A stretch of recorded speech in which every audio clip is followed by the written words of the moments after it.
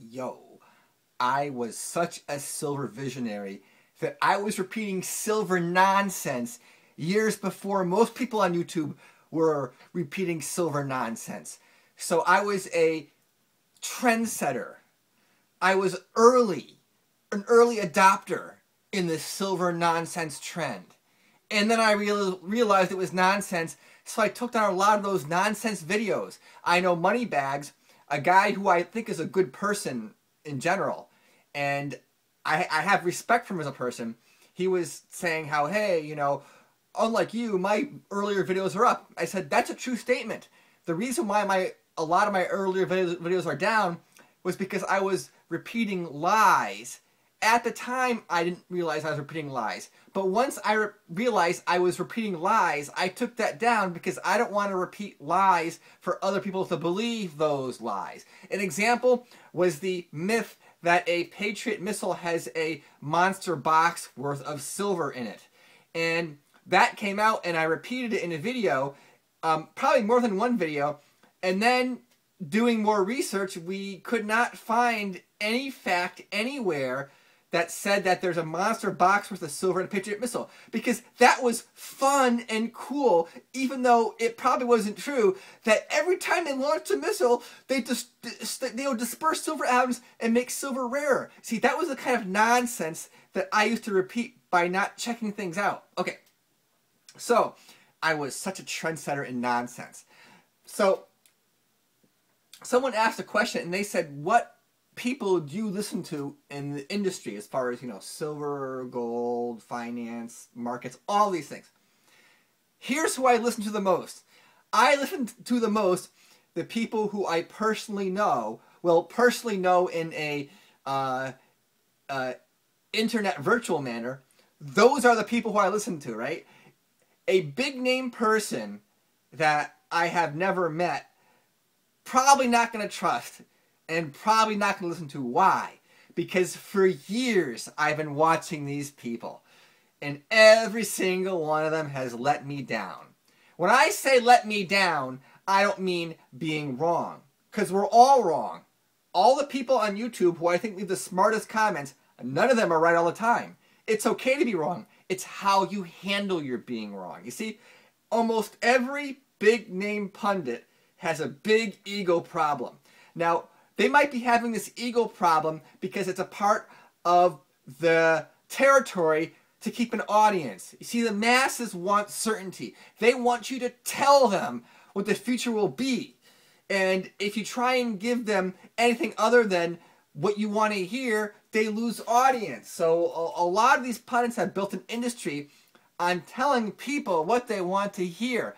And that's why I don't trust them. So I will tell you some pundits who I kind of like. Martin Armstrong, I kind of follow him because you know, he said some things that were contrarian to a lot of the other perma gold and silver bulls, and he has said some things that make sense. But as far as him being wrong, he shuffles it under the rug. For example, when gold was in the 1800s, he said, "Why you must buy gold now," right? He posted that. And even though he had said at sometimes you shouldn't buy now, he actually had posted an article saying that, right? So, I mean, whatever. But yeah, a lot of the people who I trust are the ones that I can communicate with in a two-way street, right? We can talk things over. We can have dialogue, right? I don't trust monologue. I trust dialogue. When you're getting a monologue by someone, I don't trust it. Why? Well, what happens in the movies? You know, the villain gives the hero this long monologue in which time the hero has time to escape and or defeat the villain, right? That's kind of in the dialogue, there's not a hero and a villain. There's two people who are trying to bounce ideas off each other. Because when it comes to investing, it's not like a one-dimensional script. It's like an interactive thing where you gotta always think, right? It's not like I'm gonna flick a switch and that switch is stuck on one direction for 5 years. It's like you're constantly readjusting what you're doing and what you're thinking. All right. That might have sounded vague to some people, but that's okay. Because now I'm trying to steer back onto one of my original points. Okay, so who do I listen to? I'll tell you who I used to listen to. I used to think that Mike Maloney was the most guru of the guruist. I did tribute videos to him. I even met him. Why did I think that? Because he was the first person that I heard silver nonsense from, right? I'm like, a lot of the silver nonsense he spouted, I never heard. So I was like, well, this guy's a visionary. In addition to him spouting silver nonsense, he did it when silver was a low price. And then the price went up many, many fold. And I said, this is the guru of gurus. And I had even listened to him, and I had bought silver at a good time, so I felt like I was a mini Mike Maloney. And then when the price fell, he didn't change his tune. He didn't adjust the monologue, right? And I said, wow, what's wrong with this guy? There's something really wrong with this guy. And then I realized there's actually nothing wrong with him. There's something wrong with my perception. You see, he's a businessman, and he's a damn good businessman, and he's a damn good salesman. But the people listening to him thought that he was actually their guru. No, no, no. Mike Maloney's job is to make money. And he's been making money. His job is to employ people and, you know, sell stuff and at a profit. And he's done a great job. However, if you had listened to him for financial advice and you've lost a whole ton of your net worth, well, that's because you didn't realize what his skill set was. And he's a great salesman, and that's his skill set. And he's a good businessman. But as far as a prognosticator, I mean, if you listen to him too much, you'll increase his sales revenue and you'll decrease your net worth. Okay.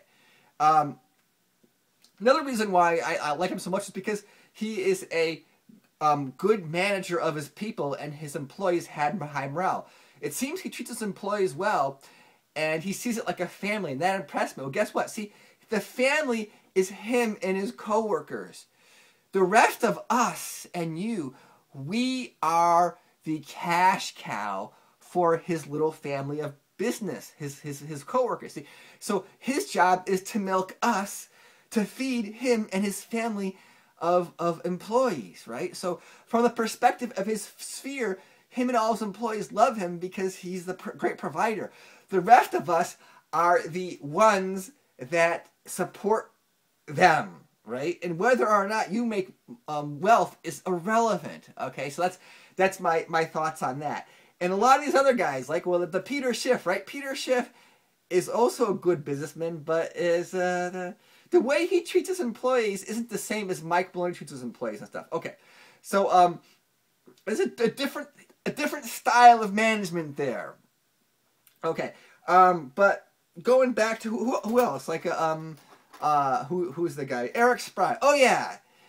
When silver was about 30 and Eric Sprott was pumping silver, and I said, don't trust this guy, I got a lot of hate. And I said, well, that just is confirmation that I was right, because when silver was about 30, the people who were like really criticizing me sound exactly like some of the people who are criticizing right now. In fact, it's so similar, it could be clones across time, linked across the years, 2015, 2012. It's the things that these people are saying in their current comments, I've heard almost word for word like 3 years ago when I was talking about Sprott. They defended Sprott with all their might. Sprott was their mighty hero, and I was this mean person who was criticizing his hero. Well, that was silver 30, now silver 1750. And these people who are praising Sprott, they just go away. They don't say, gee man, you were right. I wish you were me. That's how it's Sprott. No, they just go away and they find another place to lose all their money that they have left. All right, I'm sounding very negative. I'm so sorry. Well, actually, no. I'm not. I'm sorry that I'm sounding negative. I'm not pretending that I'm, quote, sorry. You know what I'm saying? Is I wish I didn't have to be negative, but I'm being negative because of what the things that these guys like Sprott did.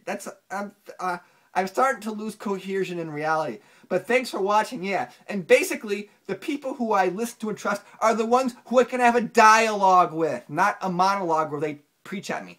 Thanks for listening and be well.